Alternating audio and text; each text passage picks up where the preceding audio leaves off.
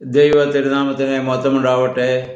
Bible reading പ്രോഗ്രാമിൽ സംബന്ധിക്കുന്ന ഏവർക്കും കർത്തൃനാമത്തിൽ സ്നേഹവന്ദനം.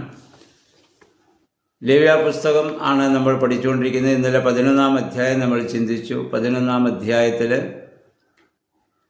ശാരീരികമായ ചില വിശുദ്ധിയെക്കുറിച്ചും ഭക്ഷിക്കേണ്ട ഭക്ഷണപദാർത്ഥങ്ങളെക്കുറിച്ചും പാലിക്കേണ്ടതായ വിശുദ്ധിയെക്കുറിച്ചുമൊക്കെയാണ് നമ്മൾ വായിച്ചത്. അതിൻ്റെ ഒരു തുടർച്ചയാണ് 12-ാം അധ്യായം. 12-ാം അധ്യായത്തിൽ പ്രസവിക്കുന്ന സ്ത്രീ അമ്മമാരുടെ അശുദ്ധിയും വിശുദ്ധിയും സംബന്ധിച്ചുള്ള ചില കാര്യങ്ങളാണ് ഇവിടെ പറയുക. അവരുടെ ശുദ്ധീകരണ നിയമങ്ങളെക്കുറിച്ചും ഇതിൽ പരാമർശിക്കുന്നു.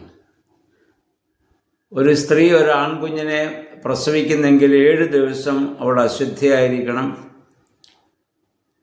8-ാം ദിവസം കുഞ്ഞിനെ കൊണ്ടുവന്ന് പരിച്ഛേദന അർപ്പിക്കണം.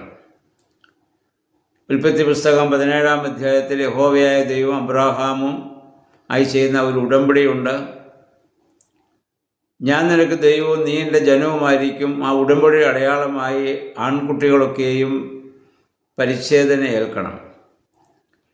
ആ നിയമം അബ്രാഹാമിന് നൽകുമ്പോൾ അബ്രാഹാമിന് 99 വയസ്സ് പ്രായവും ഇസ്മായിലിന് 13 വയസ്സുമായിരുന്നു പ്രായമെന്ന് നമ്മളവിടെ കാണുന്നു. അപ്പോൾ അബ്രഹാം 99 വയസ്സുള്ളവനായി, ഇസ്മായിൽ 13 വയസ്സുള്ളവനായി പരിച്ഛേദന ഏറ്റു. യഹോവ പറഞ്ഞു, ഇനി പരിച്ഛേദന ഏറ്റവരിൽ നിന്ന് ജനിക്കുന്ന ആൺകുട്ടികൾക്ക് 8-ാമത്തെ ദിവസം പരിച്ഛേദന നൽകണം. കാരണം പരിച്ഛേദന നിയമം ശരീരത്തിൽ നിലനിൽക്കുന്നവൻ്റെ കുട്ടിയായിട്ടാണ് ആ കുഞ്ഞ് ജനിക്കുന്നതുകൊണ്ട് 8-ാമത്തെ ദിവസം അതിന് പരിച്ഛേദന നൽകുക. അപ്രകാരം നമുക്കറിയാം. അതിനുശേഷം അന്ന് ഇസ്ഹാക്ക് ജനിച്ചിട്ടില്ല. പിന്നീട് ഇസ്ഹാക്ക് ജനിച്ചപ്പോൾ നമ്മുടെ കർത്താവും ഒക്കെ 8-ാം ദിവസം പരിച്ഛേദന ഏറ്റത് അതുകൊണ്ടാണ്. അങ്ങനെ ആ ആൺകുട്ടിയെ പ്രസവിക്കുന്ന സ്ത്രീ അവൾ അശുദ്ധയാണ്. അങ്ങനെ ആ പ്രസവിച്ച ശേഷം 8-ാം ദിവസം പരിച്ഛേദന കഴിപ്പിച്ച ശേഷം 33 ദിവസം അവൾ അശുദ്ധയായിരിക്കണം എന്നുള്ളതാണ് നിയമം. കാരണം രക്തസ്രാവം ഒരു മനുഷ്യനെ അശുദ്ധനാക്കുന്നു എന്നുള്ള ഒരു വലിയ ചിന്തയാണ്.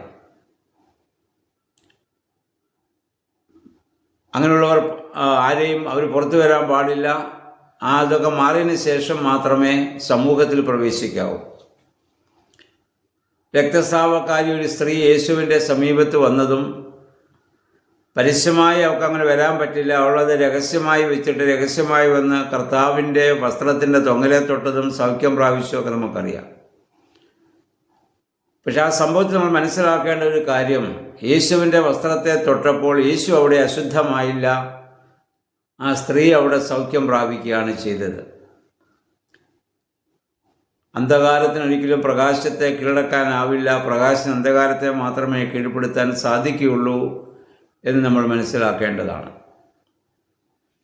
എന്നാൽ പഴയ നിയമത്തിൽ അതൊക്കെ മനുഷ്യനെ രക്തസ്രാവം അശുദ്ധിയാക്കുന്നു എന്നുള്ള ഒരു ചിന്തയുണ്ട്. ഇനി പെൺകുഞ്ഞിനെയാണ് പ്രസവിക്കുന്നതെങ്കിൽ 7 ദിവസത്തിന് പകരം 2 ആഴ്ച 14 ദിവസം അവൾ അശുദ്ധിയായിരിക്കണം. അതിനുശേഷം 66 ദിവസം അവൾ അശുദ്ധിയായിരിക്കണം. അപ്പം കുഞ്ഞിനെ പ്രസവിക്കുന്നതുമായി ബന്ധപ്പെട്ട കാര്യങ്ങളിലൊക്കെ സ്ത്രീ അശുദ്ധയാകുന്നു എന്നുള്ള ഒരു ചിന്തയുണ്ട്. അപ്പോൾ ഇവിടെ ഒരു സംശയം ചോദിക്കാം, ഈ സ്ത്രീയെ പ്രസവിക്കുവാൻ തക്കവണ്ണം കാരണക്കാരനായ പുരുഷന് ഇതൊന്നും ബാധകമല്ലേ? പുരുഷൻ വിശുദ്ധനാണോ? എന്തുകൊണ്ടാണ് പഴയ നിയമത്തിൽ ഇങ്ങനെയൊക്കെ പരാമർശിക്കുന്നത് ചോദിച്ചാൽ അവിടെ ശരീരത്തിൻ്റെ വിശുദ്ധിയെക്കുറിച്ചാണ് കൂടുതൽ പറയുക. സെക്സ് ഈസ് സിൻ എന്നൊരു കൺസെപ്റ്റ് ഓൾഡ് ടെസ്റ്റ്മെൻറ്റിലുണ്ട്.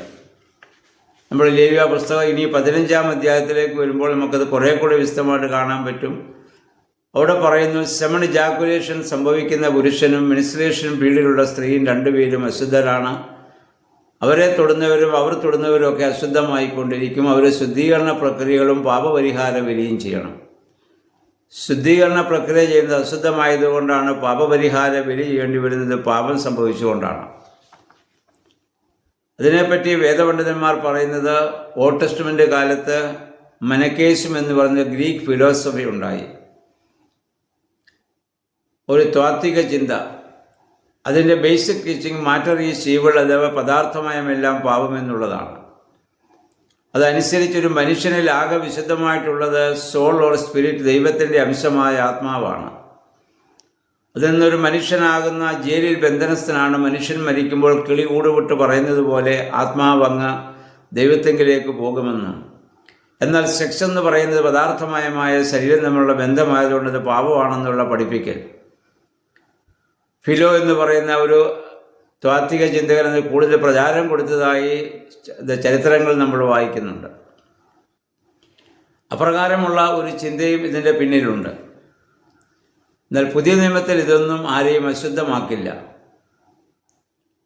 പുതിയ നിയമത്തിൽ നമ്മുടെ കർത്താവ് ആവശ്യപ്പെട്ട വിശുദ്ധി ഹൃദയത്തിൻ്റേത് മാത്രമാണ്.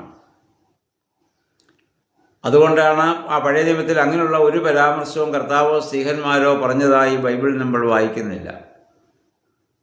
പുതിയ നിയമത്തെ സംബന്ധിച്ചിടത്തോളം ലൈംഗികത ദൈവത്തിൻ്റെ സൃഷ്ടികർമ്മത്തിൽ ദൈവത്തോടൊപ്പം പങ്കുവഹിക്കുവാൻ ദൈവം വിളിക്കുന്ന വിളിയാണ്. ദൈവം വിശുദ്ധനാണെങ്കിൽ സൃഷ്ടി വിശുദ്ധമാണെന്ന് കരുതുന്നുണ്ടെങ്കിൽ ആ സൃഷ്ടികർമ്മത്തിൽ പങ്കുവഹിക്കുന്ന അത് വിശുദ്ധമായ ഒരു കർമ്മമാണ്. എന്നാൽ പഴയ നിയമത്തിൽ അങ്ങനെയല്ല. അവിടെയെല്ലാം ശരീരത്തിൻ്റെ പുറത്തുള്ള വിശുദ്ധിയെക്കുറിച്ചാണല്ലോ നമ്മൾ വായിച്ചു വരുന്നത്. അപ്പം അതുകൊണ്ടാണ് ഈ ഇത്തരം ദിവസം അവർ അശുദ്ധരായിരിക്കണമെന്നും അതിനുശേഷം ദേവാലയത്തിൽ കൊണ്ടുവന്ന ഒരു വയസ്സ് പ്രായമുള്ള ആട്ടിൻകുട്ടിയെ ഒക്കെ യാഗമർപ്പിക്കണം, ചങ്ങാലിയെ യാഗമർപ്പിക്കണം, പാപപരിഹാര ബലിയും ദഹനബലിയും അവരോട് അർപ്പിക്കണം. ആട്ടിൻകുട്ടിയെ അർപ്പിക്കാനായിട്ട് അതിനുള്ള വകയില്ലാത്തവർ ചെങ്ങാലിയെയും പ്രാവിൻ കുഞ്ഞിനെയും കൊണ്ടുവരണം. ഒന്നിനെ ദഹനബലിയായും മറ്റേതിനെ പാപപരിഹാര ബലിയായും അർപ്പിക്കണം എന്നൊക്കെ നമ്മളിവിടെ വായിക്കുന്നുണ്ട്. അപ്പോൾ നമ്മുടെ പുതിയ നിയമത്തിൽ നമ്മുടെ കർത്താവ് വന്നപ്പോൾ നമ്മുടെ ഹൃദയത്തിൻ്റെ വിശുദ്ധിയാണ് കൂടുതൽ ആവശ്യപ്പെട്ടതെന്ന് നമുക്കറിയാം. അതുകൊണ്ട് എന്തുകൊണ്ടാണ് ഇങ്ങനെയുള്ള സമയങ്ങളിൽ സ്ത്രീകൾ പുറത്തോട്ട് പോകരുത്, സമൂഹത്തിൽ പ്രവേശിക്കുന്നത് പറയാൻ മറ്റൊരു കാരണമാണ് സയൻറ്റിഫിക്കായിട്ട് പറയുന്നത്. അതായത് ഈ സമയത്ത് സ്ത്രീകളുടെ ശരീരം, അവരുടെ ഇമ്മ്യൂണിറ്റി പവർ വളരെ കുറഞ്ഞിരിക്കുന്നൊരു കാലഘട്ടമാണ്, പ്രസവശേഷവും അല്ലെങ്കിൽ ദ്രുതകാലത്തും. ആ സമയത്ത് അവർ പുറത്തോട്ട് പോയാൽ അവർക്ക് രോഗം വരാൻ സാധ്യത കൂടുതലാണ്. അപ്പം അവരുടെ സംരക്ഷയ്ക്ക് വേണ്ടിയാണ് സമൂഹത്തിലേക്ക് പ്രവേശിക്കരുതെന്നുള്ള ഒരു വിലക്ക് അവർക്ക് കൊടുത്തിരിക്കുന്നു എന്നുള്ളതാണ് ഇതിനെപ്പറ്റി സയൻറ്റിഫിക്കായിട്ട് പറയുന്നതായ കാര്യം. അവരുടെ സുരക്ഷയ്ക്ക് വേണ്ടി, സംരക്ഷണത്തിന് വേണ്ടി പറയുന്നതാണ്. നമ്മുടെ നാട്ടിലൊക്കെ പണ്ട് നമുക്കറിയാം, കട്ടിലിരുന്ന് കാലാട്ടരുത് ദോഷമെന്നും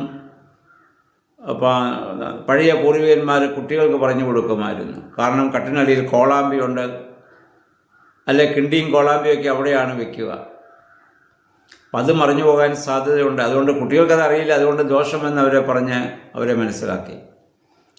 സന്ധ്യാസമയത്ത് തേങ്ങാവെള്ളം കുടിക്കാൻ പാടില്ല, കാരണം അത് ഗ്ലൂക്കോസാണെന്ന് നമുക്കറിയാം. രാത്രിയിൽ കുട്ടികൾക്ക് ഇത് കിടന്നു മുള്ളും.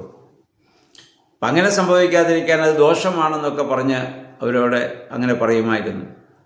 അതിൻ്റെ പിന്നിലെ ഉദ്ദേശം വേറെയാണ്. എന്ന് പറഞ്ഞ പോലെ ഇവരുടെ സംരക്ഷയ്ക്ക് വേണ്ടിയാണ് അവർ സമൂഹത്തിൽ ഈ സമയത്ത് പ്രവേശിക്കാൻ പാടില്ല എന്നൊക്കെ പറയുന്നത്.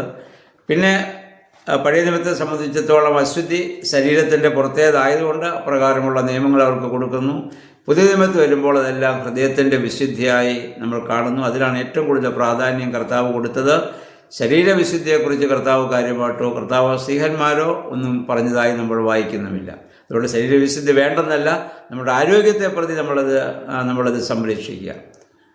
അപ്രകാരം ഈ വേദഭാഗങ്ങളൊക്കെ മനസ്സിലാക്കുവാനും അതനുസരിച്ച് നമ്മുടെ ജീവിതത്തെ ക്രമപ്പെടുത്തുവാനും ഇടയാക്കട്ടെ. എല്ലാവർക്കും നല്ലൊരു ശുഭദിനം ആശംസിക്കുന്നു. ദൈവനാമം മാത്രം മഹത്വപ്പെടുവാൻ ഇടയാവട്ടെ.